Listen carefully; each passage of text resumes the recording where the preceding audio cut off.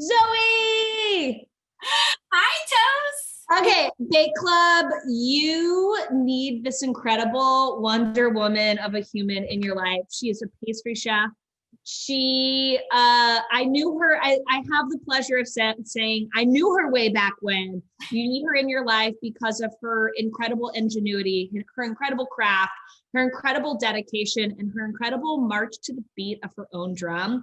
When it comes to combining flavor story and the basics of dessert that we know and love, Bake Club. A warm welcome, please, for the incredible Zoe. Zoe! Thank you so much. I'm so excited to have you on Bake Club. I'm so excited to be here. I've been baking at home maybe more than I have in my entire life these days, as many people have. So this is the perfect place to be. Oh my gosh, I love it. Will was teasing me the other day. He was like, you know, of all the things that happened to us or to you in quarantine this year, he was like, I feel like you fell in love with baking anew. And I was like almost offended by that comment because I was like, how dare you say that I was out of love with baking? And he's like, no, I mean that sharing space with you, being like, I could come down at 5 o'clock in the morning and you're baking. I could come down at 5 p.m. and you're baking. I see you at 2 o'clock in the morning eating baked goods in your bed, like in that spirit of like doing more like falling in love with being a home baker, or like finding our identity maybe anew as home bakers, knowing that we were home bakers before we were professional bakers. But I share that with you for sure. I feel exactly the same way. And it's like, I'm so used to working on a team, which I love. And it's a completely different experience to be in your own home, doing it for yourself, or just the people in your immediate presence. It's a different experience, and it's been a really nice break. I have to tell you, I've been following you like crazy on social media just because that's the fun thing that I do while I'm waiting for something to bake at 5 a.m. or 5 p.m. or whatever it is. And I have so many questions I want to ask you about that, because how you choose to make baked goods and distribute baked goods and the goodness that comes along with them is really inspiring. But before I do that, Zoe, we're in the kitchen. We might as well start doing something. What are you going to teach us today? Okay, so today we are going to be making funnel cake. Funnel cake. Okay, like the sweet classic fair delight of my childhood, maybe many others. That's exactly it. Plus, of course, we had to put a little twist on it. So we're also going to be doing a Cacio e Pepe funnel cake. Oh, salt and pepper for those of you that are not fluent in the Italian language. Exactly. Like Tosi is of Italian heritage. Tosi.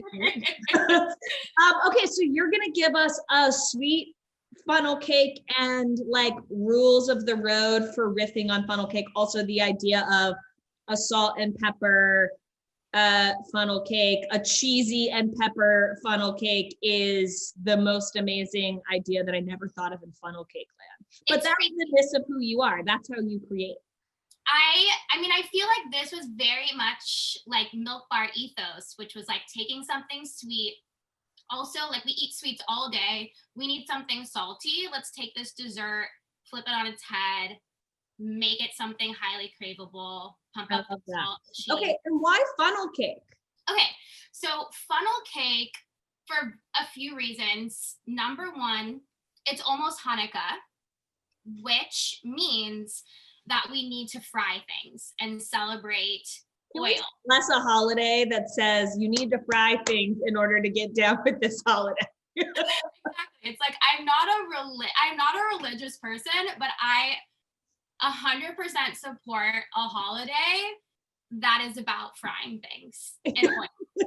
So Hanukkah is really my kind of festival.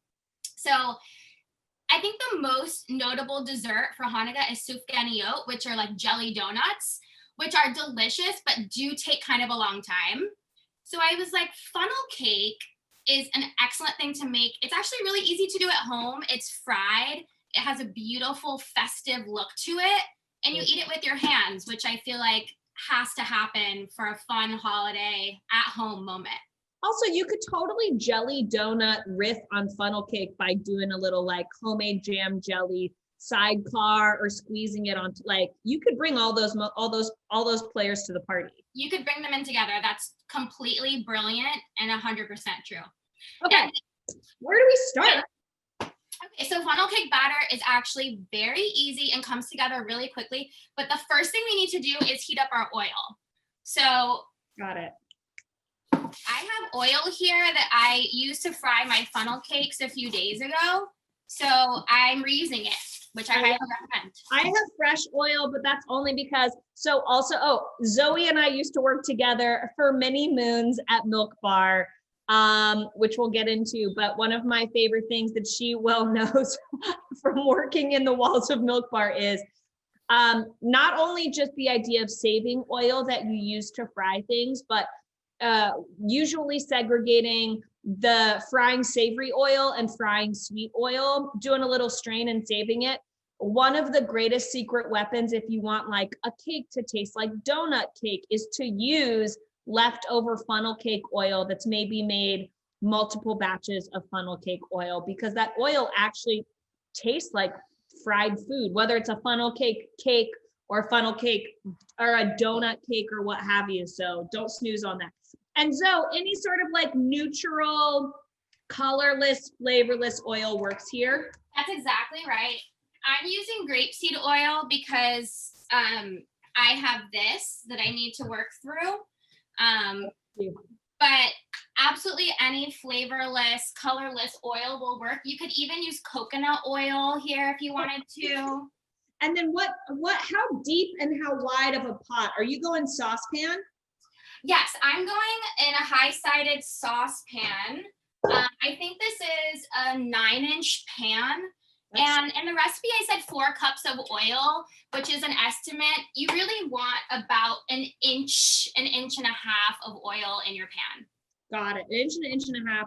And like rules of the road to like any kind of fry party is I am doing the like drying out of this pot because I used it this morning. No water anywhere near the oil ever, ever, ever, ever. And you always want to make sure not only that you have enough oil in your pan, but that it's tall enough, because Zoe's using that tall saucepan, that it's tall enough that the oil's not anywhere close to the surface of it, because oil and fire don't mix, just like oil and water don't mix. All 3 of those things should stay separate. Exactly. And you have to keep in mind that like if you're using a saucepan like me, when we pipe the batter in, it's going to displace some of the oil. So that'll rise up a little bit.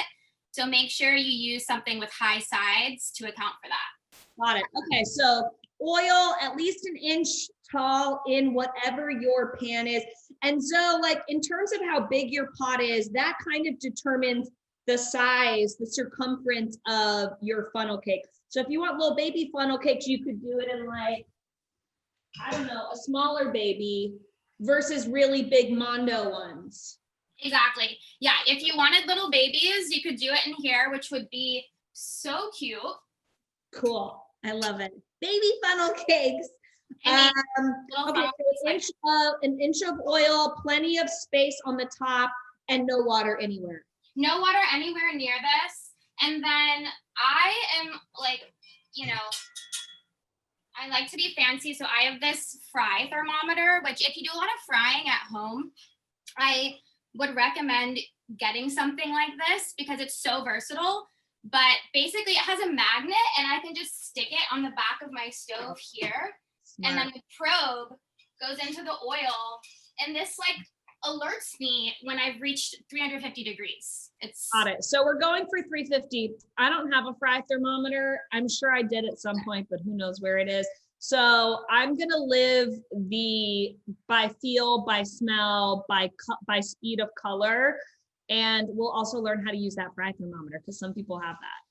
Some people have it. If you don't, it's completely fine. And we can talk about what to look for when your oil is ready. Okay. I love it. So oil's on. I have mine on like a medium high to bring it up, knowing I can always turn it down. But there's nothing worse than like waiting for oil to get hot when you're trying to make funnel cakes. When you're ready to go. I mean, the best thing about frying is the instant satisfaction. So we don't want to be waiting around. No, I do not. When my stomach knows something is in the fryer, it's like, get it out of there and bring it over here right now. Put it in my mouth, preferably like flaming hot. Okay, now we're gonna make the batter. Okay, now we're making the batter. Okay, talk to me. Okay, so the batter is so easy, and there's a lot of substitutions you can make here. I'm gonna start out with a bowl that's like this size. That's perfect. And we're gonna crack in our eggs, 2 eggs. 2 eggs. On it. And what size, this makes what, like 6 funnel cakes the size of the pot that we're using? Exactly. So that's like a decent amount of funnel cakes, like 6 full size. It's no joke. But you could always use half your batter, save it a day or 2, and you could fry some more. Ooh, okay, so this funnel cake batter does keep. It does keep. I would not keep it for more than a day or 2, but you absolutely can hold it over for that long. The only thing you might have to adjust is that it might thicken up a little bit as the flour hydrates. So you might just need to adjust it with a little water or milk. Got it. So it's sort of like making a crepe batter or a pancake batter. Over time, it can get a little thick pasty glue, which is no big deal. Exactly.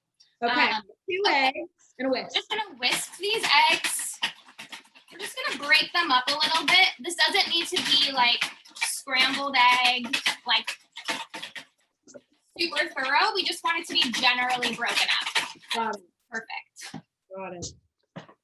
And next, our milk is going in. It's 2 cups of milk. You can use cow milk. I'm using oat milk because that's what I have. Love it. You could use half milk, half water. Oh, interesting. Totally up to Other liquids, like if I wanted to make a like coffee funnel cake, could I use coffee in place of milk? I love that idea so much, and 100% you could. Okay, so any kind of flavored liquid, we just have to know that when it hits the fry oil, it's not going to get weird.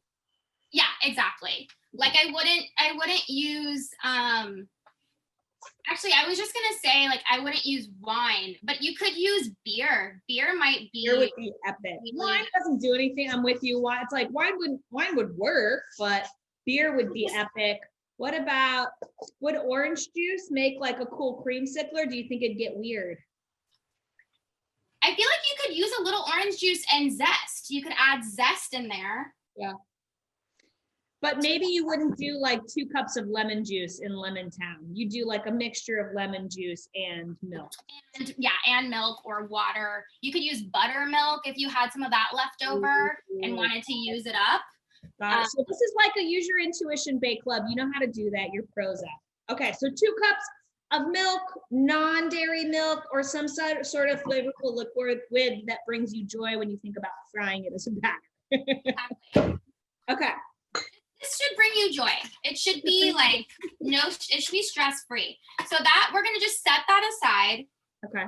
And we are now going to weigh out our dry ingredients in another pan. I'm using a scale. So what I'm gonna do is, you can do this even if you're using cups, is we're gonna sift these. So I'm setting my sifter inside my bowl and then tearing it off with all of that in there. Got it. Okay, hold on, I have this. I'm coming. Can I just say, this was issued to me on day 1 of culinary school, and of the many things that I don't have, for some reason, I saved this little hand sieve. Must be for this moment together, Zoe. It's for this exact, it was destiny. It was destiny. Okay, so will you give Bake Club the rundown of why we're sifting dry ingredients? Because you know me well enough to know that when I'm at home in a kitchen, I'm like, you don't need a sifter, it's fine, keep going. But here, there's a very specific intention.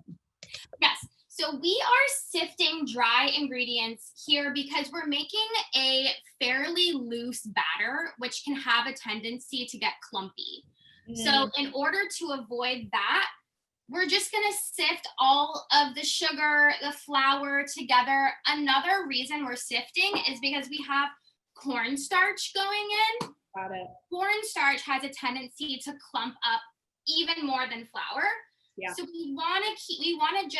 we don't want like little clumps of of like weird doughy bits in our funnel cakes because we have to pipe it. So we need it to be like very fluid. Got it. Loose, fluffy, fluid. Exactly. Okay. And you're going to measure your dry ingredients by weight, but we can also measure our dry ingredients by volume. Even though we know weight is going to be far more exacting than volume, we're going to use I'm going measuring cup because when I pull out a scale, I feel like I'm at work. I know, it's true. We'll do a little hers version. Okay, so flour, what do we got? Okay, so we're using all-purpose flour here. But one thing I was thinking is like, if you're someone who's gotten into like sourdough baking during quarantine, or if that's just something you love to do, this would be a great place to use like sourdough discard.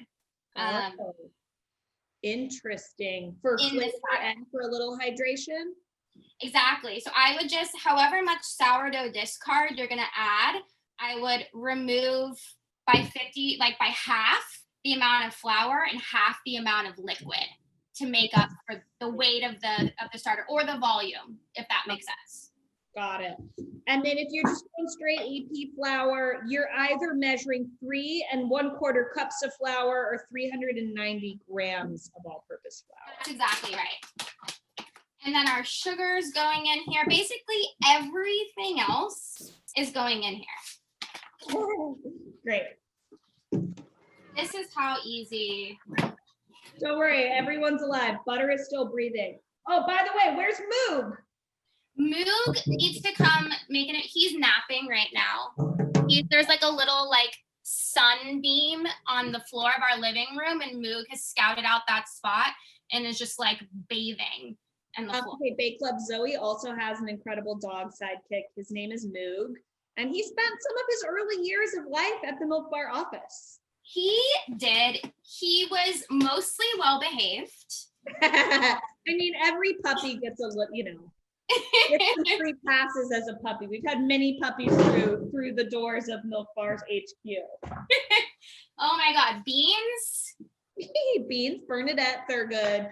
Butter, Moog, Charlie the dog. Charlie. Oh my God. There have been a lot. There have been a lot. Too bad Milk Bar didn't have social media accounts early enough to post. Well, no, it was that we didn't have Insta stories. If Insta stories existed back in the day, y'all would have gotten a lot more dogs. It would all be dog influencers by now. Instead of that, we had collages. We did. That's very true. Okay, so we have 3 1/4 cups of flour, 1/4 cup of sugar, 1 tablespoon of cornstarch. Why do we have cornstarch in this recipe, though? Okay, so the cornstarch is such a good question, and this was actually a tip, a hot funnel cake tip from my friend Libby Willis, who we were talking funnel cakes one day, and she was saying that she uses cornstarch in her batter because it helps bind the batter when you fry it. Otherwise, it can have a tendency to kind of shoot all over the place and doesn't like to stay together in like a nice nest for you in the fryer. So a little bit of cornstarch is going to act as that binder that we want so that we have like an aesthetically pleasing funnel cake in the end.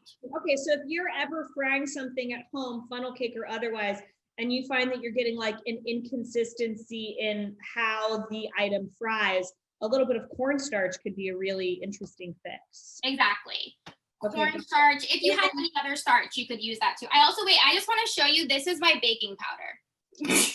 I literally, you have your that's how you know you've been baking in quarantine. I just opened a freshie, but I clearly am not shopping at the right place because I'm only using the small bits. And it's 2.5 teaspoons of baking powder. And the baking powder is what's going to give our funnel cakes a little bit of that puff alongside the eggs, right? Exactly. Oh my gosh, you're a baking powder queen. I mean, everything is going to be the lightest, fluffiest, most leavened cake spread you've ever had. Got it. And then the last dry ingredient is 1 teaspoon of, and you call for a fine sea salt, I imagine because you need it to be fine enough to get through. To get through the sifter. It's also like, it's just what I like to use for baking because I find like if I'm baking bread, because it dissolves a lot easier and faster into the dough. But it really, for this, it definitely doesn't matter. If you have kosher salt, that's completely fine. Okay, cool. So all those dry ingredients go through the sieve into a bowl. And then what's your perspective on, like, aside from sourdough starter, is the flour interchangeable if someone had whole wheat or rye or otherwise? What are some other thoughts you have in terms of if you wanted to make it super sweet or chocolate, or all those substitutions? This is like a perfect place to experiment with that. Like if you have different flours on hand, you could put cornmeal in here. You could put that would be amazing texture. You could use, I like einkorn flour or spelt, which is like gives a really nice, like very light cakey crumb. You could absolutely use that. You could use almond flour. It's like a choose your own adventure situation with these. I love it. I love a good choose your own adventure. Okay. Okay, so we have our wet ingredients in one and our now sifted dry ingredients in the other. Yes. Which welcomes which in? So wet is going to welcome dry. Okay, wet is okay, got it. So big bowl is wet. Yes. Small bowl is dry. So we're just dumping in all of our dry ingredients. And it's like a little dump with one hand, whisk with the other, or call your buddy into the kitchen so that I just went for it. Like I just put it all in there. Also, you're like sift the ingredients and you're like, just go for it. It's fine. Dump it all in. Don't be so fussy. Okay, so and you can go for it because you've already sifted all your dry ingredients, so you're not worrying about lumps and clumps the way you would if you did it. Exactly. You wanna whisk it until it's like as lump free as you can get it. A little bit smaller lumps are okay, but you want to get it pretty much lump. And at this point, Zoe, we're not really worried about gluten development because a funnel cake is it's smooth and it's fluffy, but it's also a little bready, chewy, and it's going in the fryer. Like this is not a delicate, like the only thing we want to get rid of are lumps. Like, so we don't need to worry about that because we're having like little tiny kind of tubes of the batter that are going to be fried. So we're not looking for that delicate, tender crumb like you would in like a sponge cake or a cake. That looks good. Perfect. Mine's good. Okay, I have like, my like spidey sense with the nose. Yep, my fry oil is definitely at a good place. What's yours reading at? Mine is at 350. It just my alarm just went off on my fancy fryer thermometer. So we're ready to go. I turned the heat down just a little bit so that we can fill our piping bag. Got it. And yeah, so we're like in exactly the same place. Well, full disclosure, I smelled mine and then I didn't say anything and I kept whisking and now it's smoking a little bit, which is fine if that's what's happening to you at home. My best, because this happens to me because I don't have a thermometer, is I use the rest of the oil at room temperature to cool down oil if your oil has gotten too hot or starts to smoke just a little bit. It's such a hot tip. That's the easiest way to go. It's no worries if you're doing this at home and that happens. Highly recoverable. I'm going to see if Moog wants to come say hi.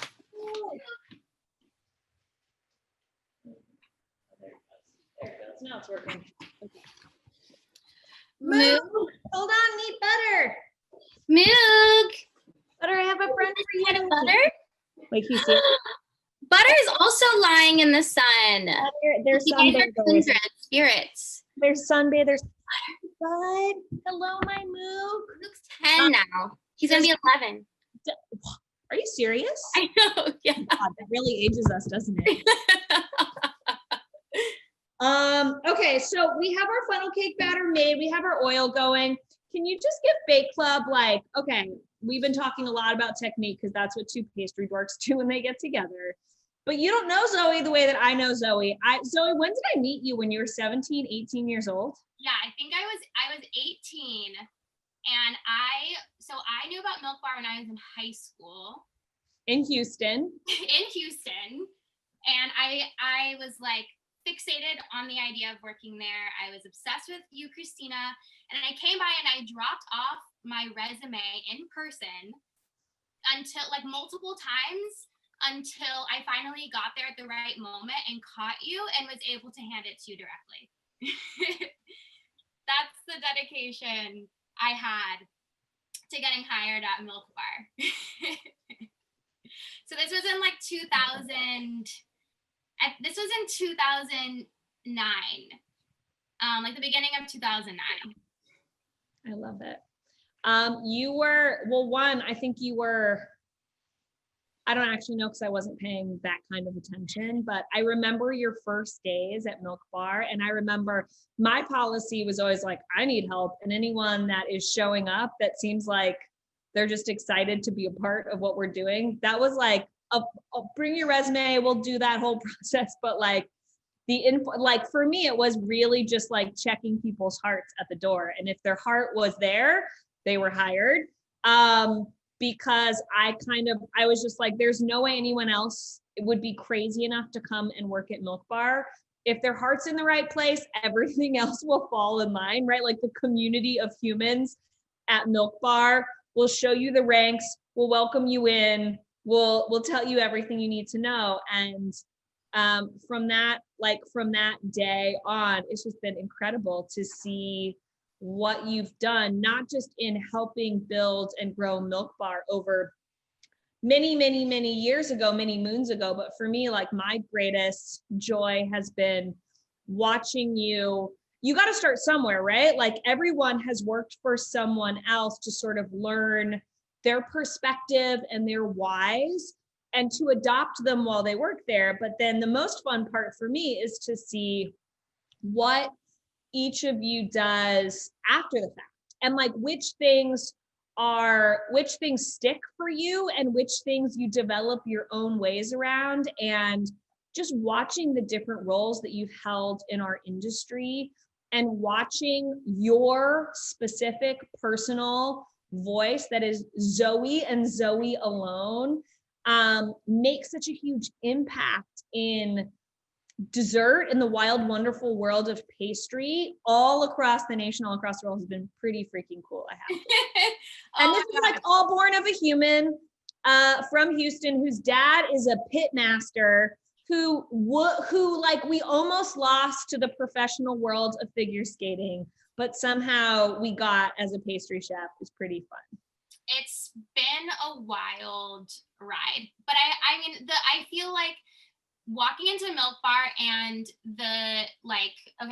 I'm going to try to work and talk. Walking into the Milk Bar and like the ethos of you that was just that was like so present in the kitchen, on the menu, everything you ate, this environment of also incredible, like badass women who were working really hard, but it was all coming from the heart. Like, okay, now we're gonna start crying, but it was, yeah, I mean, it was truly a formative experience to work there and informed like so many choices I made along the road in my own pursuit of the profession and craft. So it's, we're making funnel cakes, but you know, there's a lot. Yeah. Like really seriously, Bake Club, like real talk. If you haven't already Googled Zoe, you need to Google her to really understand what I'm talking about in terms of the incredible and different roles she's held, but also her desserts that you will find readily available online, how they have shaped actually the ingredients you keep in your pantry and maybe the recipes you make at home in ways that you might not even realize. Just hit pause real quick and just Google. Kanan is her last name, Zoe, Zoe. You'll know, and you'll be better prepared for this next section. Okay, yes. So I need your piping bag. I need some sort of like Ziploc baggie. Yes, piping bag or Ziploc, either one is fine. The other option you can do, if you happen to have this around, which I feel like a surprising number of people do, is the namesake for what we're making, which is a funnel. I feel like, in fact, it's not the most practical tool to make these, but if you have one around, you can, I'm not going to use it today, but you can use it, but it needs to be bigger than this. Mine is too small. Old school, brilliant. I didn't even actually think about the fact that funnel cake, it's born from the fact that it's this batter you put through a funnel and then drizzle. What am I doing? It's basically a giant piping tip. Okay, real talk, don't go into the garage to pull out your funnel or your partner's funnel or whoever's funnel you use to put like oil in the car or to oil Exactly. the bag or whatever. It needs to be a fresh funnel. And if it's too thin at the bottom, you can kind of always use scissors a little bit further up the way to make it a little wider. Exactly. Like you could, if I wanted to use this, I could cut it off like right here, and that would probably work. But then it's not really a funnel anymore. So, Okay, hold on. so, but because I think it's slightly more practical, I'm actually going to use a piping bag with a piping tip, but you don't even need a piping tip. You truly could just use a plastic bag and just snip off the very, very corner, and you can pipe it in that way. Or you could use a piping bag with no tip and just snip off the end. Okay, so you can get as like low key or fancy as you want. Exactly. Okay. So, okay, if we're doing cacio e pepe, does that happen after the fact? That's gonna happen next. So we're gonna take half of our batter and fill it into this piping bag. And then we're gonna leave the rest of it in the bowl and flavor it with our cacio e pepe seasoning. Because I also have a bunch of really passionate ideas that I would like to add off of what is so invigorating about your cacio e pepe idea. Yes.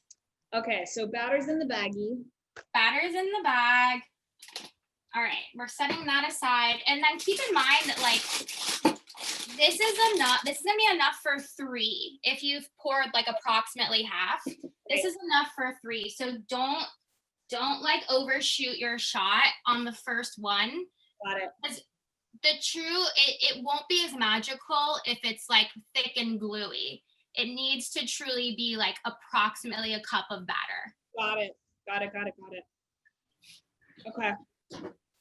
Okay. Ready. Are we ready? Are we gonna fry one? I'm ready. Let's do it. Okay. I always get so excited to fry that I forget that I also have to have something to put the fried item on when it comes out. We do that. Very important. So I'm gonna use a big plate like this, and I'm gonna put paper towels on it. Got it. To catch my funnel cake when it comes out of the fryer. And then I'll just remove those paper towels and just serve it on this exact plate. Serve it to, myself. Move Zoe party. Okay. So yeah, this is basically the setup for catching the funnel cake. Okay. I'm also gonna add like a splash of oil because mine got just slightly hot. Okay. And then I'm ready. We might be ready to go. I'm taking you with me to my fryer. Yes. Okay. So you're gonna snip just the very corner. I would say like about a 1/2 inch. This is how big my piping tip is. Okay, got it. Yeah. Got it. And then I like to start by making like a little flower shape, swirls in the center, and then I just go out in concentric circles. Okay. and then kind of cross stitch it back to glue it you all. do some figure 8 moves like you're a figure I skater? just, do your figure 8s, do your Dorothy Hamill, and we're gonna just start in the center. Yeah. Okay, it's now or never. Now or never. Circles. How do you know when you've added enough? Oh, mine looks incredible. Ah. 1 cup. Oh, 1/3. 1/3 of what's in here. Oh my God. whoa! It looks perfect. Oh, that's happening. Butter's cheering for us. Butter. Butter is like, why isn't there any butter in this recipe? I know, seriously. And then what do you think? When do you know when to flip? This is mine. Oh, she's almost ready. Okay, yeah, flip. It's approximately like 1 to 2 minutes. Got it. I'm gonna use tongs to flip mine. The 2 fork method is perfect. Oh my God. Mine looks, look at this, Zoe. This is inspired by you. I'm like, I've never been more proud. Spaghetti noodles avant-garde. I think that looks perfect. I'm very excited about this. I mean, this is like, it looks better. It looks better than mine. Which, No way. Impossible. No, it looks better than mine. Impossible. Oh my God, why is it that when you put batter into a fryer, it's like just the greatest thing in the world? Okay, did we make funnel cake soft serve? I don't know that we ever made funnel cake. We made donut soft serve like 12 years ago. That was one of our first flavor riffs. And if you remember, we did do a funnel cake soft serve now that you're saying it. We did like a county fair suite of flavors. But if you remember, to get to donut soft serve, what we found was that we needed, we would call it day old fryer oil, which doesn't sound particularly appealing, but it was really just like leftover fry oil from things we were frying. But that was the secret ingredient that we just couldn't figure out how to remake. And then years later, we rebooted we either called it cinnamon donut or old fashioned donut. And someone's prep work for family meal every day, because we were making it like we had opened enough milk bars that we needed to produce a bunch of soft serve ice cream days.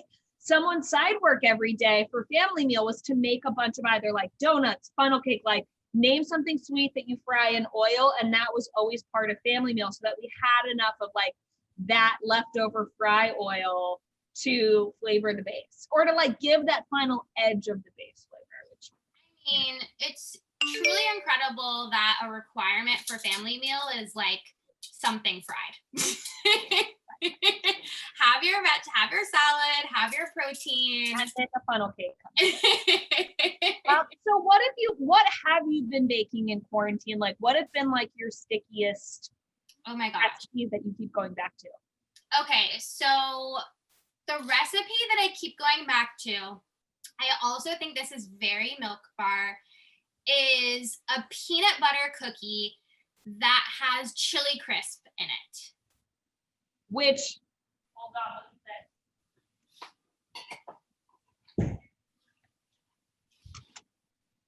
look, oh, you have the Momo. I just got this from Milu, which is oh my God. Oh, I've been wanting to try Milu. It's very good, and you can buy jars of Poison or chili crisp or what have you. So we give Bake Club a rundown on what chili crisp is, because it's really having a moment right now. It's really having a moment. So chili crisp, and I will not pretend to be an expert other than eating it, but chili crisp it's like chopped dried chilies with, it can have like powdered mushrooms, it can have sugar, it has additional chili powder, it has fried onions or garlic, some of them. And one of my favorite parts, I have multiple kinds of chili crisp.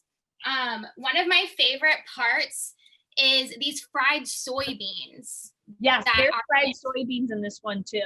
It's so good. And so imagine that like in a peanut butter cookie. So it's really, I know it's weird because it does have onion. But if you think about peanut butter, like this is where you're so brilliant with flavor bridges. if you think about peanut butter when you have a summer roll and you get like, when you get like the little rice paper that wraps up rice noodles and lettuce and bean sprouts and carrots or whatever is wrapped up, or you think about tofu or even like satay that has that little peanut dipping sauce, there's always a little bit of heat, always, whether it's spicy or not. And there's always the element of some sort of garlic or onion or otherwise in it, because peanut butter, when we're thinking about just peanut butter cookies, we're not really thinking about the breadth of it. We're thinking about chocolate, we're thinking about peanut butter, maybe we're thinking about marshmallows, but really peanuts can hold so many different savory notes, which, look at yours. That's exactly it. My favorite peanuts are savory like foods with peanuts in them, peanut sauce, etc. So that was exactly, you nailed it, the inspiration. Okay, here is my funnel cake. Also this side, like which side, I don't know which one I like better. So interesting where you're like, which is top, which is bottom. Exactly.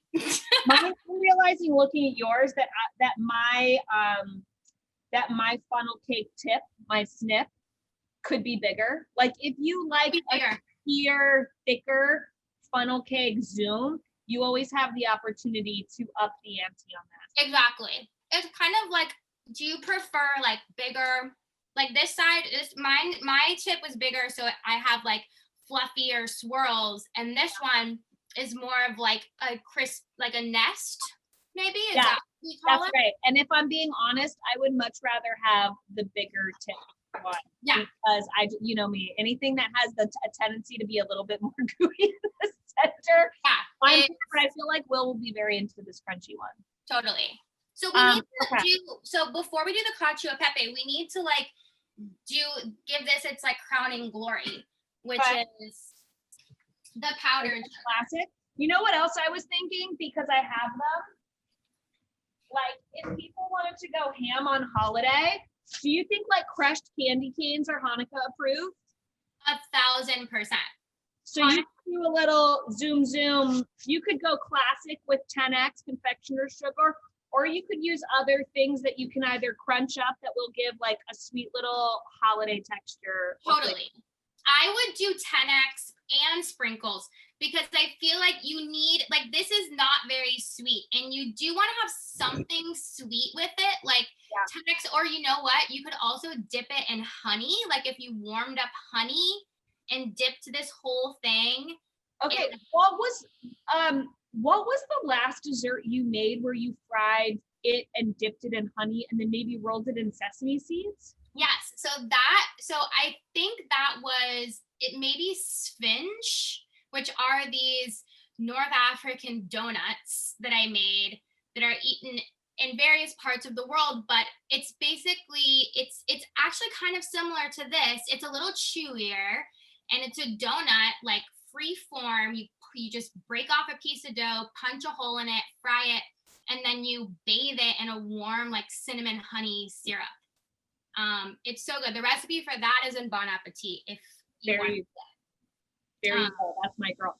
Also, what I love about it is it's like not only finger licking good, but it's like gooey, messy, delightful in all the ways that like a great dessert makes me feel. Whether it's a messy dessert to eat or a neat dessert to eat. That's the way it makes you feel when you're like getting gooey and sticky and so on. I think is great. Sticky fingers it's like, that's where a lot of people are like, please wipe my hands off. I like live for sticky fingers. Okay, doing a little 10x? Yeah, let's do it. Make it rain. It rain, baby. And you need like do not, oh my God. Wait.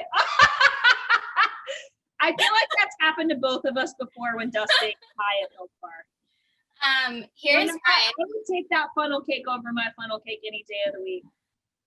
You got this is my like, I always want more 10x in my funnel cake than it actually comes with. This is my like drop the lemon tart moment for the pastry heads. I'm just okay, look, you're basically a carny.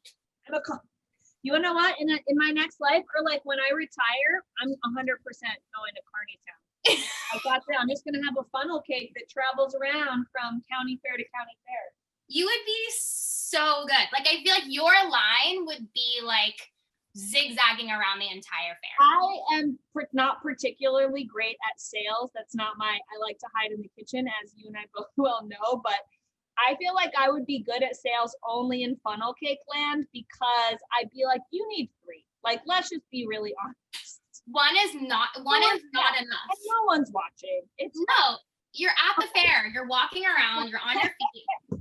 Okay, so Zoe, my question is also, because I have chili crisp out, like, could I take this dough and in place of 10x could I use a savory dusting or a savory powder? Could I use curry powder? Could I get a little chili crisp and do a little drizzle? Like, where are my guardrails? 100%.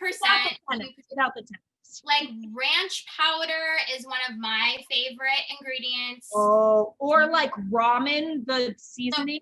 The ramen seasoning packet is such a brilliant idea. Nutritional yeast, a lifelong favorite ingredient of mine.